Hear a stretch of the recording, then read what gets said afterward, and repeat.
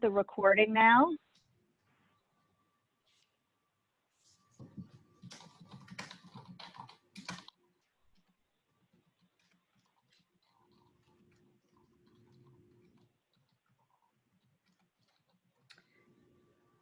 Good morning, and welcome to How to Prepare a Grant Proposal to the State Council on Developmental Disabilities webinar.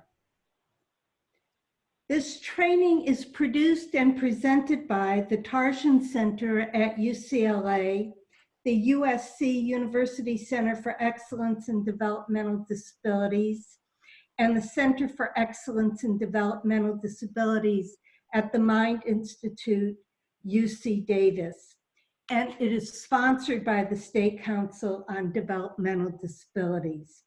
My name is Fran Goldfarb from the USC UCED.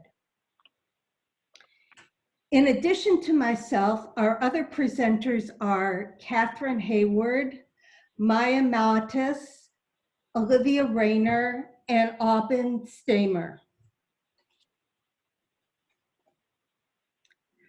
About this webinar, everyone will be muted. If you have questions, please use the chat box at the bottom of your screen to make comments or ask questions. We will also have a captioner who will live caption any questions and responses. The purpose of this training is to supplement the online training modules that are available on the UCLA or any of the UCED websites. It's also to provide insight into areas others have found difficult in previous years, and to answer general questions about writing a competitive proposal. Please note that this training is not a substitute for the online modules or participating in the pre-bidders conference call. Also, participating in this training doesn't advantage you in the grant review process. You don't get extra points just for attending this training. However, you may get information that will help you write a more competitive proposal. Also, we can't answer questions about your proposal in specific. That means we can't tell you if you have a good idea, if your budget is reasonable, or if somebody else has the same idea. Today's agenda will include reviewing the RFP, the request for proposals, and tips for writing a competitive proposal, the organizational capacity, promising and best practices, outcomes and outputs, as well as an overview of the website. Before we get started, we want to take a little poll. Olivia, do we have a poll to pull up? Actually, I'm sorry, we do not right now. I'm sorry. Okay, so we're going a little old school here. We would like to know if you've ever submitted a grant to the State Council, and if you could indicate that by just putting something in the chat room. Also, your yes or no. Yes or no would be great. Mm-hmm. Yeah. If they just put yes or no. Yeah. And your level of experience Thanks. in grant writing as well.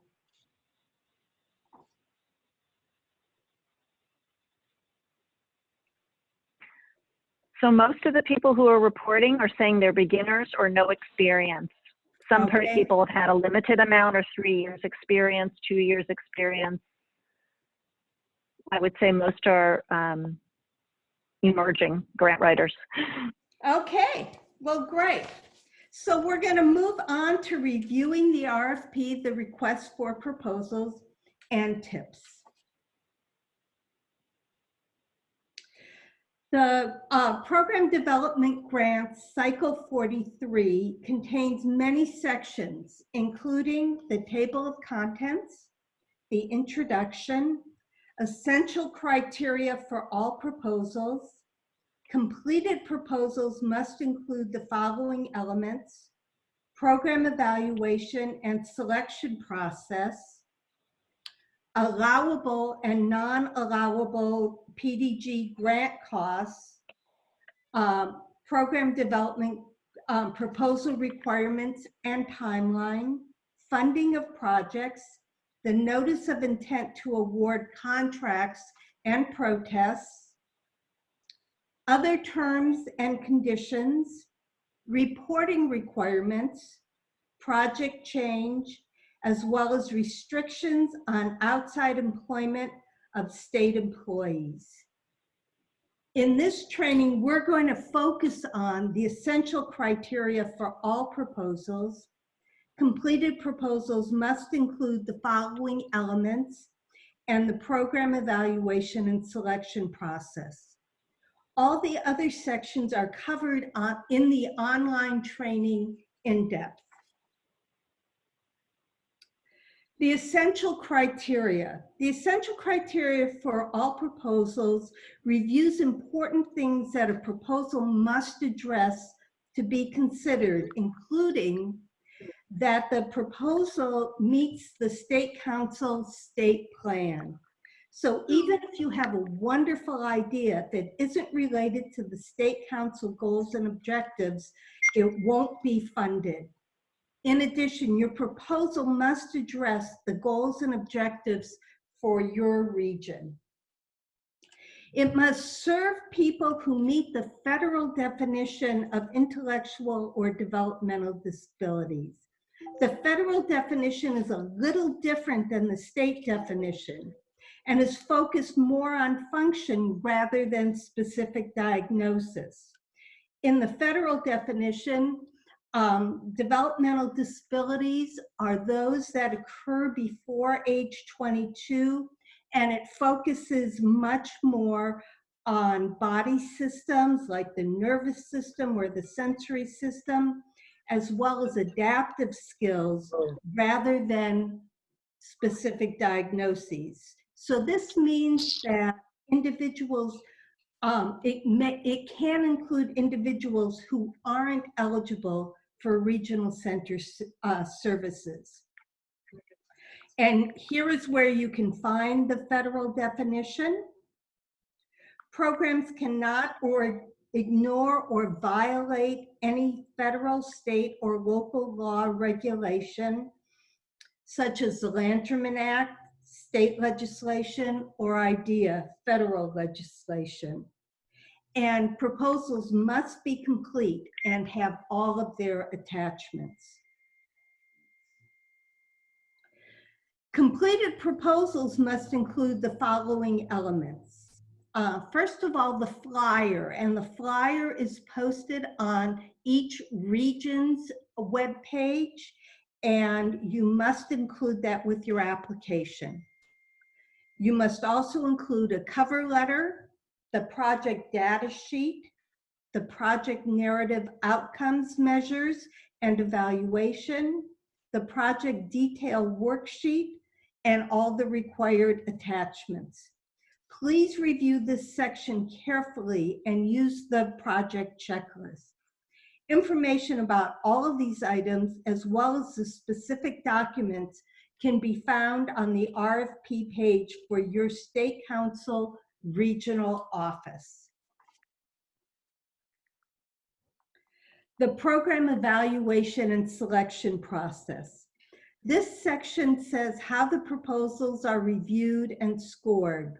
They go through 2 levels of evaluation. First, an administrative review, and then an evaluation panel. The administration review, all of the proposals are reviewed to see if they are complete and whether they were submitted on time. Incomplete or late proposals will not go on to the next level of review. The evaluation panel. The remaining proposals will be read by a group of people, a panel. The panel will read and score the proposals. The proposals are scored on several factors. Each factor is given a certain possible number of points. The total number of points possible is 100 points. Please read the scoring criteria carefully. This will give you an idea of what the State Council is looking for. Make sure you cover everything that is listed in the criteria. So we're going to go through some general tips for successful proposal, and then we will also provide some tips that are specific to the Program Development Grant Cycle 43 proposals. First of all, read the RFP. The RFP is really your roadmap to the grant, and it addresses the priorities of the funder. So you want to make sure your idea is something that the funder wants to fund, how to structure your proposal, what to emphasize in the description of your program, such as how your program meets the state plans and priorities and objectives, and how to present your organization as right for the job. It also lets you know the eligibility criteria so you can determine whether you are eligible to apply. Know the funding agency. If available, look at the type of projects they have funded in the past, and what are typical amounts for what was funded. Use a highlighter to note important parts of the RFP. RFPs are often long and confusing. They also may contain information about what the funder is funding and instructions, as well as the application and attachment. Highlighting and making notes helps you to keep track of all this information. Make a grant writing checklist. The funder may include a checklist, but this is only to make sure you are submitting all the required sections and documents. Make your own checklist. It helps you to keep track of the steps in developing your proposal. Be sure to include the deadlines and who is responsible for each step. Also, be realistic about deadlines. Leave a little more time in the end. You will need the time buffer because it will take you longer than you think. Grants put together at the last minute often are not as well written and organized as those following a schedule. Use the language they use. A helpful strategy is to make a Word document where you copy and paste words and phrases from the RFP so you can use them as building blocks of your proposal. This is one place where borrowing the language of another document, the RFP, is perfectly acceptable and in fact is advisable, but don't overdo it. Don't copy and paste sections from the RFP and make it sound like you wrote them. The key strategy is to use terms and phrases, not full sentences and paragraphs. Review their scoring criteria. This tells you what the funder is most interested in. You should structure your proposal so it's easy for reviewers to score. Pay attention to page limits. Page limits are non-negotiable. Your proposal will be disqualified if it's too long. So it's important that your proposal is clear and to the point. However, if your proposal is much shorter than the limit, it might mean that you're not providing enough information. Make it easy to navigate your proposal. Use subheadings to make it easier for reviewers to read. If possible, match the subheadings to the scoring criteria or to the subheadings in the RFP. Put a table of contents in the front of the application. Use their checklist if provided. Proofread and edit your grant. You want your grant to look and read as professional as possible. Spelling counts and appearances matter. Find someone who's not part of the writing team to proofread your proposal. It's hard to proofread your own work. You can also get feedback as to whether your idea was clear and easy to understand. A sloppy proposal with a lot of typos and inconsistent formatting doesn't present you in a good light, even if you have an excellent idea. Make the text of your application look as organized as you can, and make sure the grammar and spelling are correct. Get it in on time. If you're submitting hard copies, allow enough time for your proposal to arrive in the mail. A word to the wise, FedEx and UPS are sometimes late. It's frustrating to be disqualified because you missed the deadline by a few hours or minutes. Although the RFP may give you a limited time to submit the proposal, for example, 60 days from the RFP publication, how you organize the time is important for the quality of your proposal. And now some tips specific to preparing a successful program development grant for Cycle 43. First of all, know your region. The State Council has different priority goals and objectives for each region. If you don't know what region you're in, you can find out by clicking on the regional offices on the State Council website. Make sure you download the RFP for your region. It will be included on your regional office's webpage. Determine if the project is needed in your area. If your idea isn't a priority for your region, you may want to think of a different idea.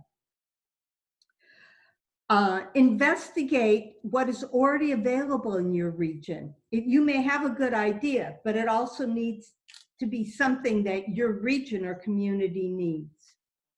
Develop a timeline. Plan your time backwards from when you want to submit it. Make sure you have enough time and writers to get everything done. Make a grant writing checklist. We talked about that.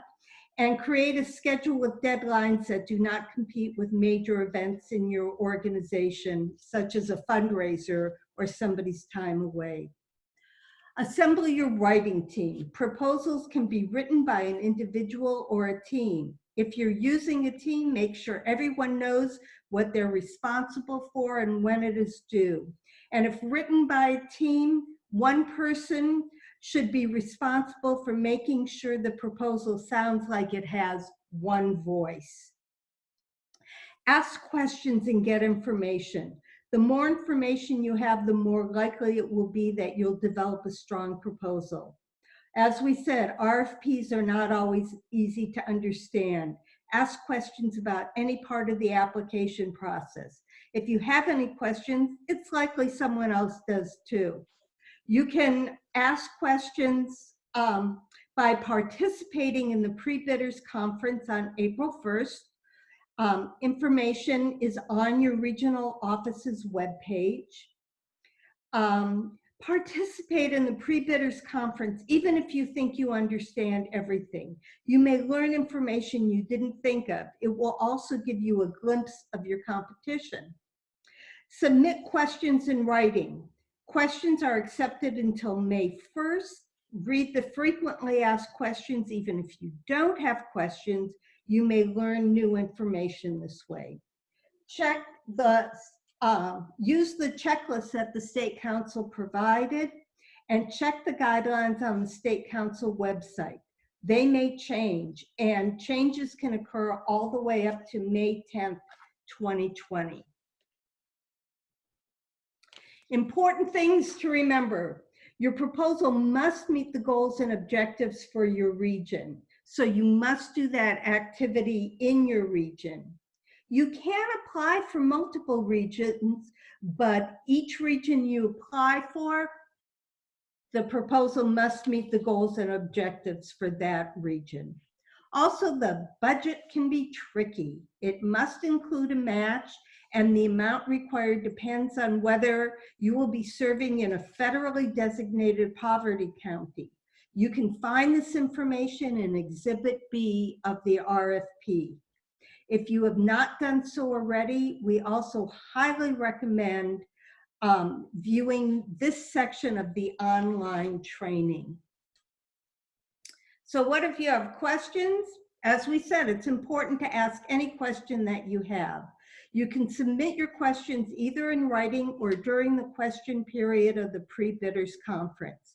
The questions and answers will not, or questions will not be answered individually. All questions and answers will be posted as an addendum on the Cal eProcurement website. This information will be posted ongoing until May 6th. The State Council will not take questions by phone. You can submit questions to Christy Allensworth at this email address. The pre-bidders conference will go over the application and ask any questions people might have about the grant or clarifying information about the application process. Even if you don't have questions, it's a good idea to read the question and answers document. It may provide information you didn't think to ask. And now, Olivia, do we have any clarifying questions for this section? Yes, we do. Okay. So in addition to the modules and the presentation today, is there information that the participants need to know about completing their application? Again, a good thorough read of the RFP is very, very important. And between those three pieces, it should cover all the information, but if you have questions, be sure to ask them and definitely participate in that pre-bidders conference call. And then a second question, or second, is who can apply? Who is the grant open to? Okay, all of that information is covered in the eligibility section of the RFP.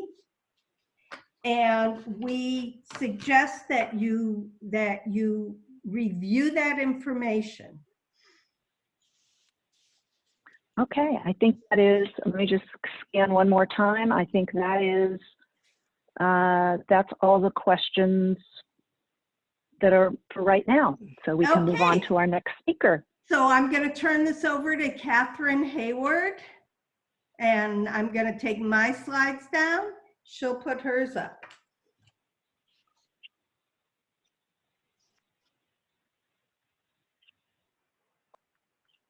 I think I would only add one thing about the eligibility is that these grants are not intended for, it's not an individual grant. It's a grant that you are applying to address a need that's reflected and identified, a goal or objective that's identified in the regional office to which you're applying, and that you will be responding not for in response to an individual need, but on behalf of a group. So most commonly, it's an organization or entity that is applying for this grant. And I know that Christy from the State Council is on this webinar. If she wants to post anything else in the chat box, that would be appreciated.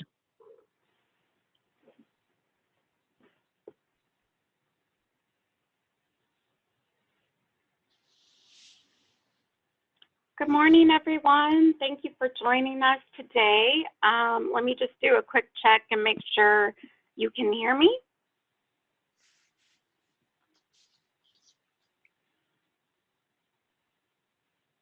I'm hoping that's yes. I can hear you. Okay, great. Thank you. So I'm going to be going through a couple of sections from the RFP, walking you through what those elements are and providing some examples. My name is Dr. Catherine Hayward, and I'm representing the Tarjan Center at UCLA. I'll be beginning with the qualifications section, also known as organizational capacity.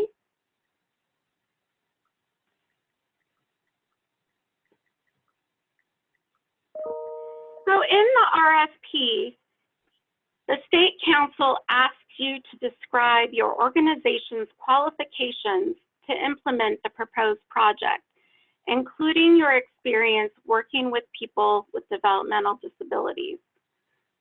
So this is the information that's taken directly from the RFP, and then I'm going to go through what this means. Under the administration evaluation criteria, you'll notice that the State Council describes they are looking for the proposer to demonstrate their experience, knowledge, and potential to accomplish what is being proposed. This is an area where you can build up some points without a lot of extra work, since some or most of this information you probably already have in different places. It may be on your website, in reporting documents, or even in some promotional materials that you have about your organization.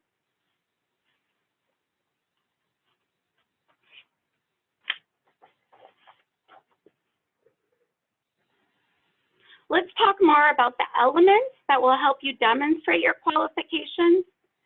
Describing qualifications of your organization is like writing a resume.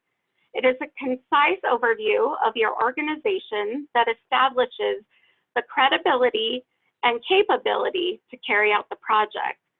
It should include the history, including when it was founded, its purpose, programs, who and how many people are served, your staff expertise, your programs, and your activities.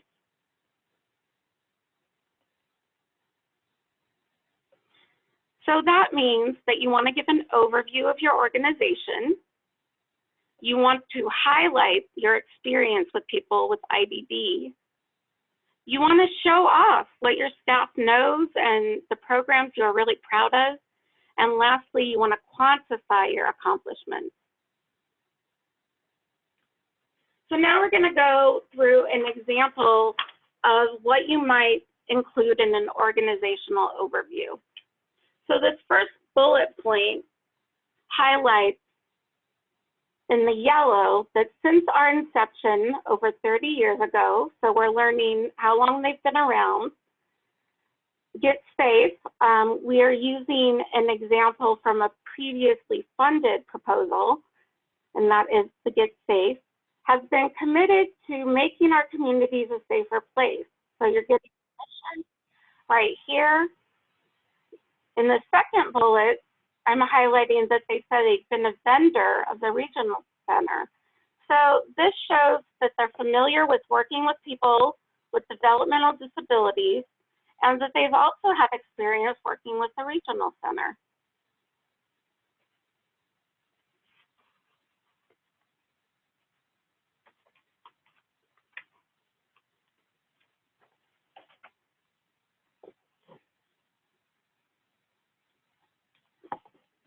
Next, we're looking at an example of showing off your programs. So here they're saying many of our successful programs were established in a direct response to a need. So they're indicating that they've had programs that have worked, that they've done some sort of need assessment or know that this is an area that their community wants. One point I do want to make is that when you say something like successful programs, you want to be able to support that statement with data. This can be something as simple as satisfaction with activities or actually providing some positive changes that happened as a result of your program.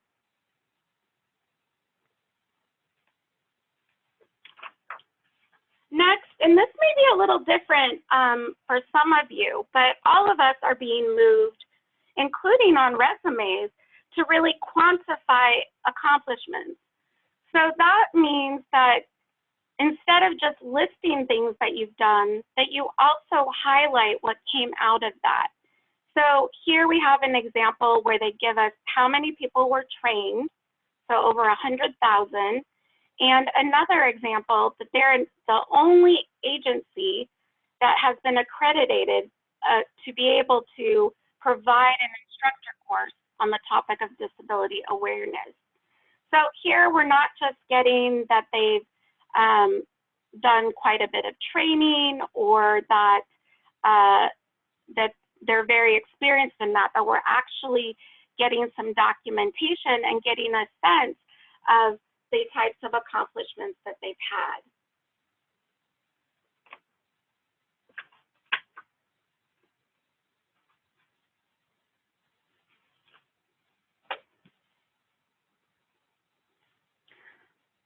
The next area that I'm going to be talking about is one that's confusing for many people. And this is looking at promising or best practices. In the methodology section of your project narrative, you are asked to describe how your promising or best practice will be created, will be improved, or will be supported. So the first thing you have to do is decide if you're going to be using a promising practice or a best practice as part of your program.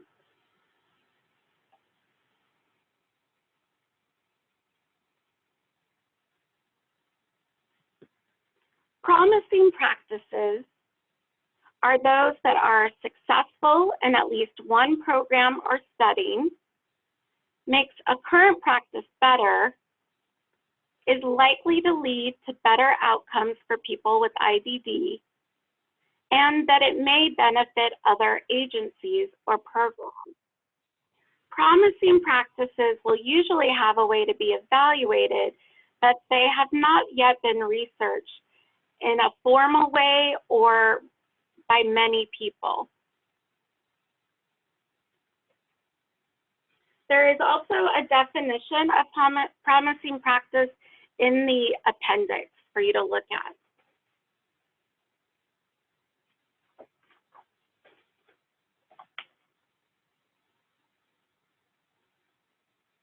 So let's walk through an example of a promising practice.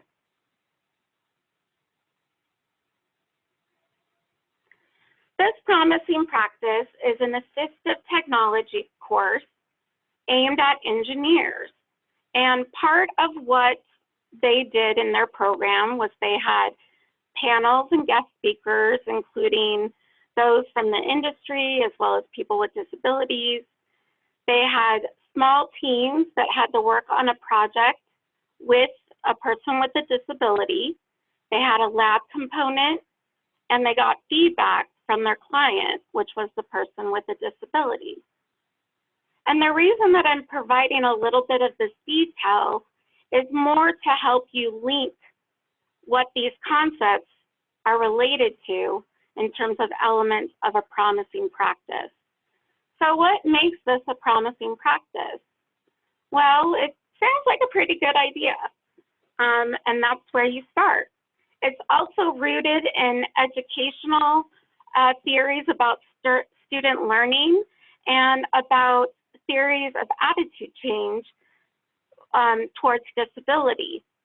It does include an evaluation component. So these are the types of things that you want to illustrate if you're talking about your program or activities being a promising practice.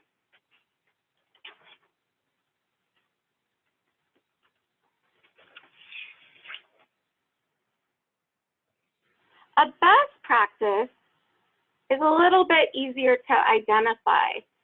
So when we were talking about promising practices, a lot of times we're saying likely or it may. Basically, we're pointing out the potential, that we think there's something there, that maybe it's been used by one or a couple programs and you've gotten informal feedback that it's something that works. But with a best practice, it's a proven strategy. It has research studies showing that it works. It has good outcomes when it is tested, and it has been shown to work in several agencies, settings, or groups of people. Or another way of thinking about this is that it's been replicated. So the key difference is that a best practice has been researched, documented, replicated in other settings, and shown to be effective.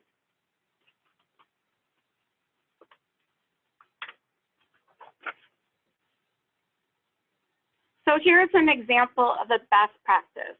This is the PEERS program, which stands for Program for the Education and Enrichment of Relationship Skills. So this is a manualized social skills training for youth on the autism spectrum, as well as others with social and behavioral needs. It is evidence-based as recognized through multiple randomized controlled trials or studies. There have been 30 or more research reports or articles written about it, and it's been replicated or used in 20 countries.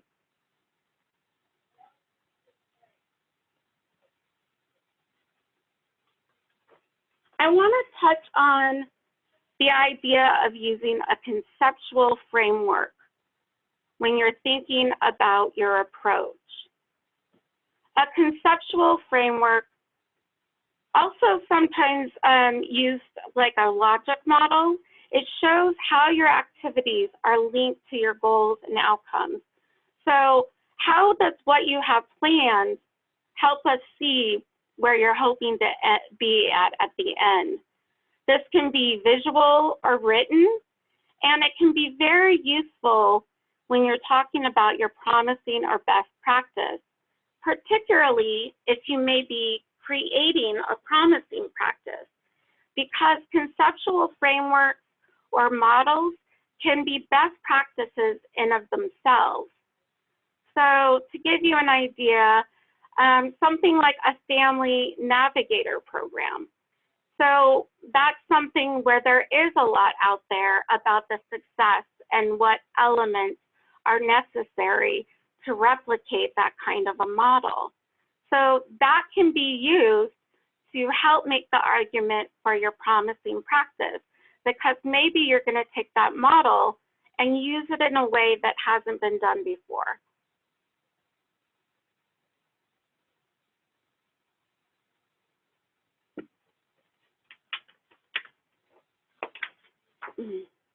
So just to wrap up, when you're thinking about how to decide between a promising or best practice, there it is, you want to start by doing your research.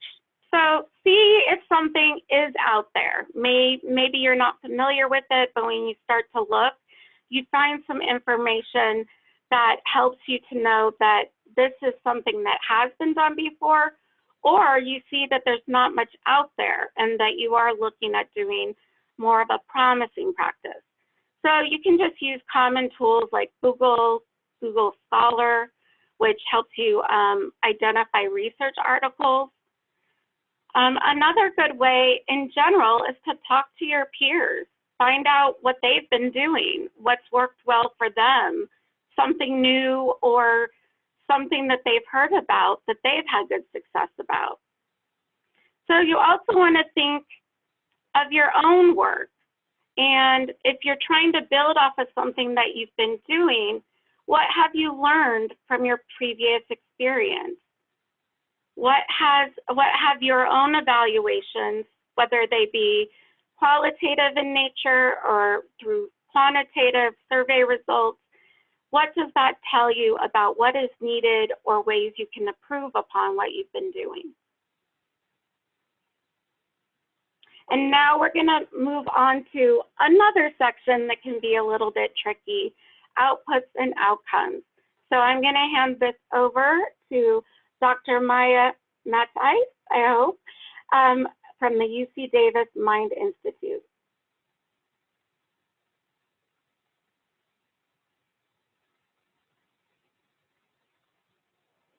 Hi everyone, let me just get my slides up and ready. My name is Maya Matthijs, and I'm going to be talking about outputs and outcomes. So I think this is one of the really tricky parts of the application process. I want to first start by talking about how to write a really descriptive and thorough goal. So SMART is an acronym that you can use when you set your goals. And these are just, it's a handy way of remembering this acronym. So the S in SMART stands for specific. So you want to be thinking about what you want to accomplish. Keep in mind the 5 W's. Make sure you're answering who, what, when, where, and why. The M stands for measurable. So how will you know when you have reached your goal? This is really important. How are you going to be measuring your progress, and how are you going to be showing progress to the State Council? The A stands for achievable. So you want to be thinking about how the goal can be accomplished. What are the steps that are needed to get there? R stands for relevant. So this is really thinking about, is your goal filling a need? Is this a good time for this project? Is there a need in the community? And also, do you have the necessary resources needed to accomplish this goal at this time? Time bound, the T, this stands for the sense of, how long will it take to accomplish this goal? Is this realistic? And when exactly do you expect to complete your project? So when you're writing your goals, they really should be smart. They should be touching on all of these elements. You'll also want to be thinking about the goals that are specified by the State Council and regional offices. So remember that your project needs to help the State Council and regional offices reach their state plan goals and objectives. So you need to be able to clearly explain how your goals and objectives are linked to the state plan goals chosen by your region. So each region has their own RFP, which specifies the goals that they are selecting to target. So you need to look specifically at your region, make sure that your goals align with the goals that are selected by your region. Your outputs and outcomes need to relate to that regional goal and also fit those objectives that are listed with that goal. That's really important. I think one of the most confusing parts of the RFP for me when I was looking at it was this section in the appendix. It's called the SCDD performance measures. So there's a document there that's titled this SCDD performance measures, and it's a list of specific outputs and outcomes that align with SCDD's mission as well as the RFP. So this list can be really confusing, so I'm going to try to break it down more directly. What's important to know about this list is that you need to map your outputs and outcomes to these specific performance measures. They're really looking to see these highlighted in your application. But also keep in mind that your project does not need to be linked to all of these performance measures, and that some of them indeed may not be appropriate for your project. Also keep in mind that there may be other outputs and outcomes that are important to your project specifically that are not included on this list, and it's still important to include those in detail in your application. So this is going to depend on your specific goals, your SMART goals, hopefully. And so remember to use your own goals to determine which outputs and outcomes you are targeting. Okay, so we're going to start with outputs. An output is any tangible product from your project. These flowcharts that I'm showing up here are available on our web module page. There are two of them, one for outputs, one for outcomes. We're going to go through both and talk about how to use them. And it's important to note that the numbers on these flowcharts align with the SCDD performance measures appendix, as well as a worksheet that we developed. It's called the Evaluation Workshop worksheet, and that's available with the online modules, and it's really helpful. We encourage everyone to download that, fill out the worksheet as you're developing your goals and thinking about your outputs and outcomes. So taking a look at this flowchart, you can see that this green box on the side, these are the SCDD performance measures. So these are the specific ones that are highlighted as things that they're looking for. So these have specific codes written in here. If you're going to be targeting one of these outputs in your application, make sure you include that code in parentheses when you're highlighting your goal that relates to this output. So we're going to take a closer look at this and use some examples. So we're going to zoom in to the top part of this flowchart, and you can see this first part is looking at promising or best practice outputs. Maya, it's Olivia. Maya, it's Olivia. Mm-hmm. Sorry to interrupt you. You are showing your slides in a presenter view, so they're actually quite small. So you may want to go back and just briefly review the last slide so that people can have a better visual of what you're presenting. I apologize for that. That was not my intention. How does it look now? Do you see my full slide? Better, we see the full slide. Okay, sorry. Okay, so now you should be able to see the full slide. Let me go back one slide before so you could see the full flow chart. So here, this is the whole flow chart, and this is the green box that I was talking about on the side. And so this is where you'll see the list of the specific performance measures that the State Council is looking for, as well as their codes. And we're gonna zoom in so you can see that a bit more clearly. So here, this is the first section. So we're deciding whether it's a promising or best practice. And so here, let's look at a specific example.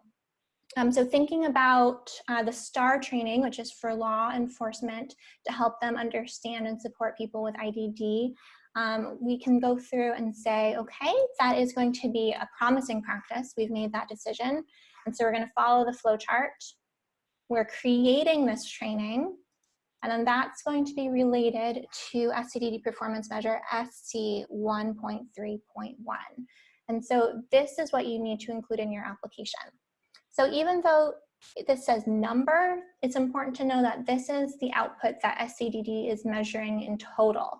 So you only need to report that you are creating one promising practice, and they're going to be tallying in their goals how many promising practices they've supported in creating through all of their programming and funding. Let's take a look at the next part of the flow chart. This is looking at participant outputs. So going with that same example of the training for law enforcement personnel, here the participant output is going to be the people receiving training and education. And so we're going to be looking at the number of people being trained or educated. So you might get this information from attendance sheets, for example, or you might be thinking about other ways that you can count how many people that you're training. So even though you're not actively working in this example with people with IDD, you can also be thinking about the number of people with IDD who are supported by the trainees going through the STAR program. So this would be another participant output, people with developmental disabilities. And then you see here, they want another count. So if there's a way to count the people with IDD who benefit from your training, you can count that as a more distant output. So you might just get this information from asking the people who go through the training how many people with IDD they have supported each month, for example. And then you'll notice down here there's another participant output called collaborating organizations. And here you could include as an output any collaborating organization. So this could be the organizations of people participating in their trainings, people are helping with organization or funding, etc. Okay, so these last outputs, we have system outputs and other outputs. The system outputs are really if you are targeting any policies, procedures, statutes, or regulations. For this example, we have some tangible outputs, some tangible products. And so we're also going to include in our application a description of those. So for example, the training manual, the training materials that you produce, you're gonna describe any tangible products that you have in detail. Okay, so moving on to the outcomes flowchart. So an outcome is something that you measure to see if your practice or program worked well. To link it to the State Council, it's important to measure both your participant outcomes that look at how the practice helped people with IDD and their families, as well as system outcomes. So you might want to change how we do things in your city, in your region, or your state. So we're going to zoom in a bit more specifically. You'll notice that there are two boxes on this one. There's a green box of primary outcomes and then a blue box of sub-outcomes, and both of these are directly linked to the SCDD performance measures on their sheet. Okay, so zooming into participant outcomes. So we'll look at another example. So this is for training people with IDD on person-centered planning. So in this example, we're going to be measuring outcomes for a promising practice for people with developmental disabilities. So we're going to follow this flowchart along. So here they want the percent of people with developmental disabilities to report increasing their advocacy. So that's the outcome that they're looking for. And then there are a number of different ways that we can report this. So up here at the top, we see IF 3.1. You can talk about the percent of people with IDD who are satisfied. So you can collect that through some survey data. Also, there are a number of other options down here. So you could look at if they've improved their advocacy skills. So are they participating in their person-centered planning? Are they contributing towards the development of goals? They also look at the percent of people who are now participating in advocacy activities. So all of these things you can be measuring by survey or by interviewing people who have gone through the training about their satisfaction as well as their advocacy activities. We're going to move down to the system outcomes. So for these, they're pretty confusing. So I think it's actually easiest to work backwards. So for the same example of training people with IDD on engaging in the person-centered planning process, we're implementing a promising practice. So this last column, you'll see that there's an outcome related directly to that, promising and or best practices implemented. Again, it's asking for a number, but that's going to be for SCDD in total. So even if you're just creating one practice, that counts here. You just want to report that you are creating or implementing a practice. And you can see that this is then related to this primary outcome. And this is a little wordy, the number of efforts that were implemented into a coordinated and effective system. So in this case, we want to be thinking about whether we'll change any collaborating organization systems to now include this training in their usual practice, for example. Okay, so just to summarize, start with writing your SMART goals related to the practice that you are testing. Remember that you want to be making all of your outcomes and outputs specific to your project and then linking them to the SCDD performance measures. You want to be choosing the outputs and outcomes on the SCDD performance measures that are related to your goals. And a lot more about this can be found on our online modules in Module 3 specifically. Okay, so if there are any questions related to outcomes and outputs, I'll take those. But this is also the end of our formal presentation, so we're going to be moving formally over to questions that people have posted in the chat box or anything else that you've thought about at this time. So Maya, there was a question about whether this form was a part, the work that you presented was part of the RFP, or if this is something that you created for this presentation. So the flowcharts we created as part of our training, and so they were created for the online modules and this webinar. However, they are based on the appendix SCDD performance measures document that is in the RFP, where they have a list of all of their outputs and outcomes that they are measuring for the State Council. So the flowcharts are just something that we've created as a tool to help navigate that document, which I thought was pretty confusing. So another question was that whether this RFP could be for a startup or planning regarding an employment strategy for new organizations. I'm wondering if anyone has a specific answer to that.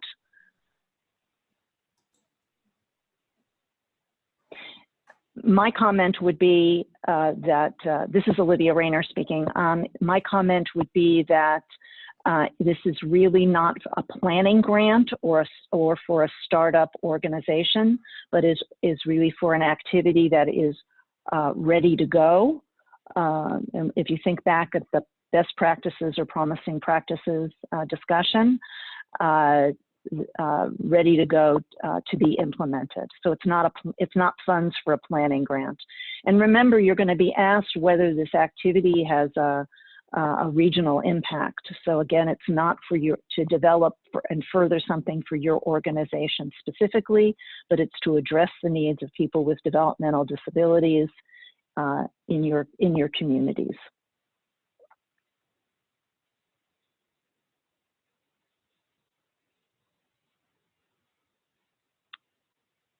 Are there any other questions? I don't see anything else right now. While people are thinking, maybe what I'll do is show the page where we have the modules posted. Please feel free. I know Maya's been monitoring the chat box with me, but so please keep doing that. And I will show the page. Here we go. So I have posted several times the URL, but this is the website that the website where we have both listed the webinar presentations today and tomorrow. They are the same presentations. So if you attended today, there's no reason, unless you, for personal reasons, there's no reason that you need to attend again. It's going to be the same materials. Both are on how to prepare a grant proposal to the California State Council on Developmental Disabilities. We've prepared under a contract with the State Council on Developmental Disabilities 5 on-demand training modules. You can watch them sequentially. You can watch the areas that you're specifically interested in. We do recommend, however, you watch them in their entirety.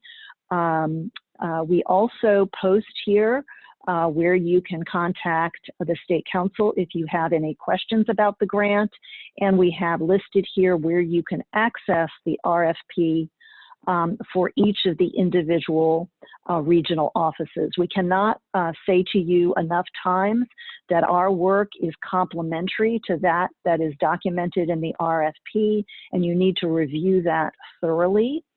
However, you will find that our modules are very, very helpful in helping you respond to the questions and content you're asked to provide to develop a full RFP application. So as you can see, Module 1, Fran pulled out a couple of tidbits today, some golden nuggets from what she worked on in terms of helping you get ready to write your proposal to the State Council.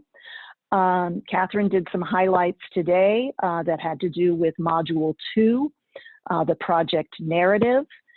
Module 3, Maya today did some of the tidbits from the outcomes and evaluation plan.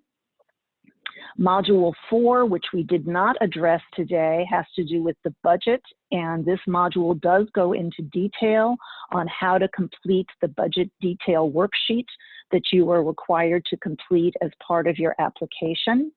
And then we conclude with reviewing all the required attachments for the RFP so that you can submit a fully developed proposal. Olivia, there was a question that came in. Is this where people can also access the recorded presentation of today's webinar as well as the slides? Yes, thank you for that question. Yes, this is where you will be able to access that information. And I am posting right now a link that I hope those of you that are on will will connect to, that will evaluate today's training. We know there were some sound glitches initially with a lot of people coming in late. So we apologize for that disruption. And also, I guess there might have been some other sounds coming through, but we hope that the majority of it was you could attend to without disruption. So yes, on today's recording, as well as the PDFs, the PowerPoints will be posted after tomorrow. So we're hoping to get it all up certainly no later than Wednesday. There was another question that came through the chat box. So it was asking about timeline. So there's some concerns about getting letters of support, you know, with everything going on right now. A lot of agencies and companies are closed. Do we know if anyone is anticipating that the grant timelines are going to be pushed?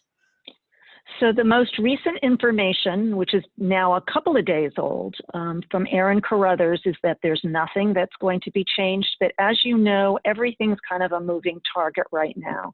So I do suggest that you check back with the State Council on Developmental Disabilities website to see if there will be any modifications. But I will certainly share that concern and question to the council. Olivia, so thank you. This is Fran, and I think this is a beautiful example of a question that should be submitted to the State Council. So again, that pre-bidders conference or sending questions to Christy Allensworth. And her contact information, I'll put it in the chat box so that you have that handy. But again, it's also on our page for where you can view the modules. Okay.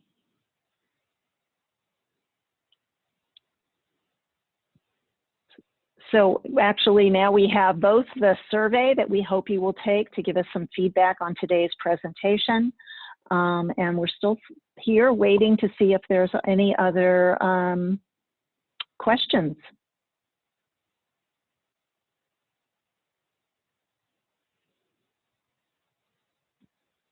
So Christy's letting us know that at this time, there is no intention on extending the deadlines. I do, however, think you should continue to make that request if you are perceiving that you're having barriers to putting your proposals together.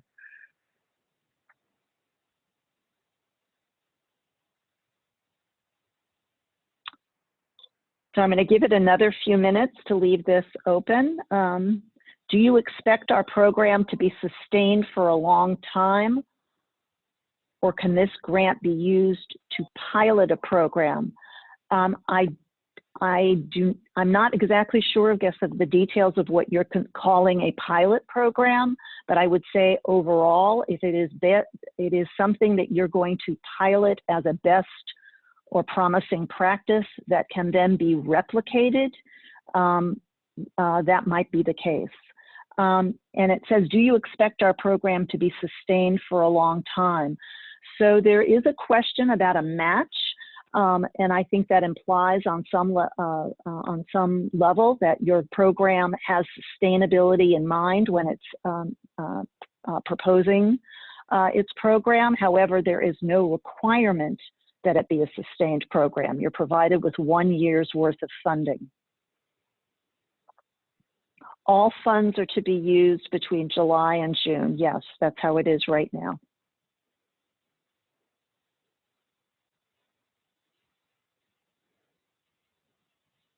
And again, there's been no notification given to us about any extension on it, but those are the questions that would go to the State Council.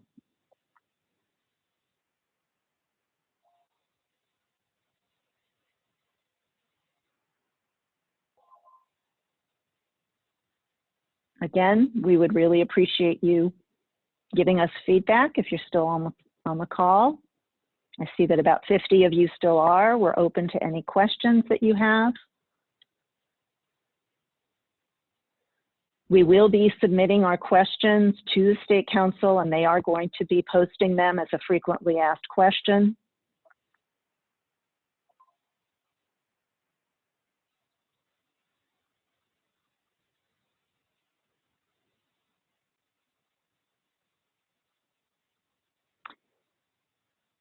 So we'll continue to be, we're open for business, awaiting any questions.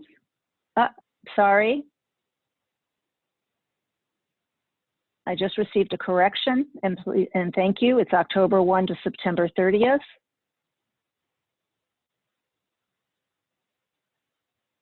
Thank you, Christy.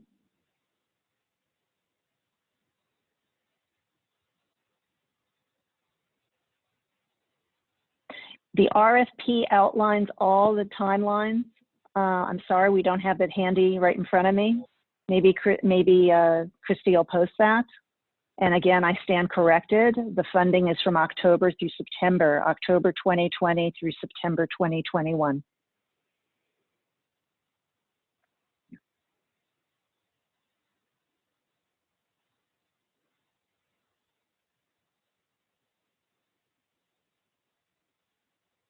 Fran, do you remember offhand the due date for the application? Or is that in your? The application is due on May 20th. The award notices go out in July, and there is a 10-day protest period. And then the final awards will be identified in late July.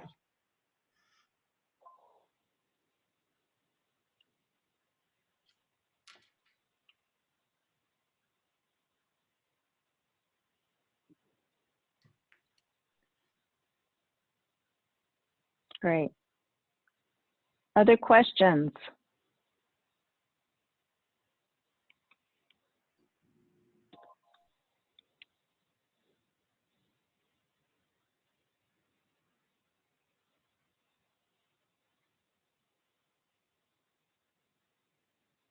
All the notifications and timelines apply no matter which regional office that you are applying to. So everybody follows the same timeline.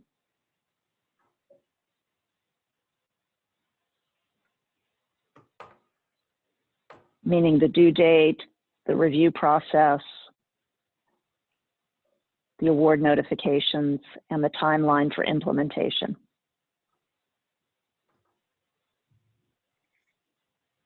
So to clarify, the award notice is in July with a projected start date in October.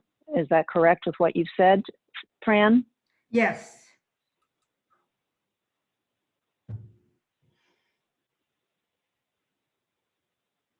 Thank you to those of you who've taken the time to answer our survey. We appreciate it.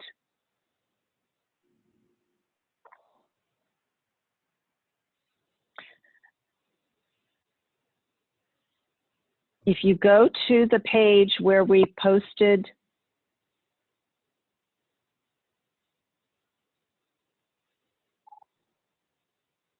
I hope this is the complete one. Yeah, here we go. Oops, I did this the wrong one. Let me get the correct page here.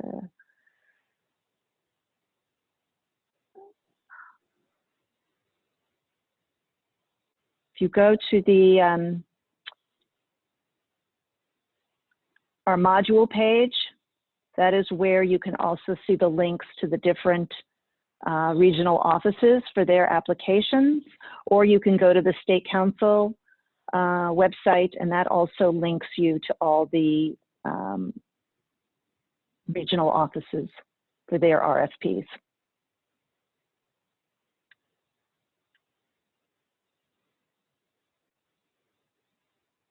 Oh, thank you, Maya.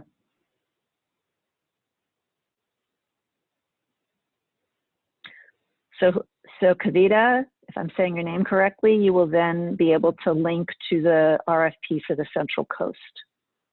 And again, to remind you how important it is to pay attention to the goals and objectives that are listed in that RFP, because that's the only topic or areas that they will be accepting applications. And if you were to look at the different regional offices, it is not the same for each one. That's why you have to look at the RFP that is specific to your region that you're applying.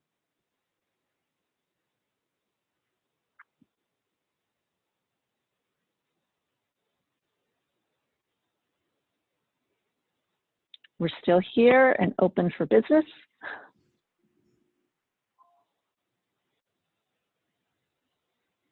And you're welcome to those of you who've thanked us.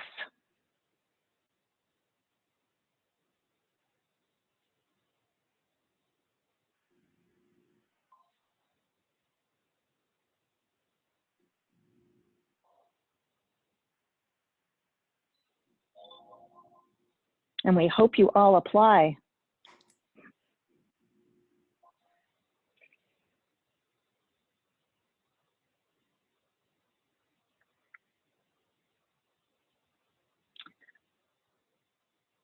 Well, fellow presenters, I'm happy to keep this open till 11:30, but I don't see any other questions, and I think we're down to about 30 people online who are slowly leaving.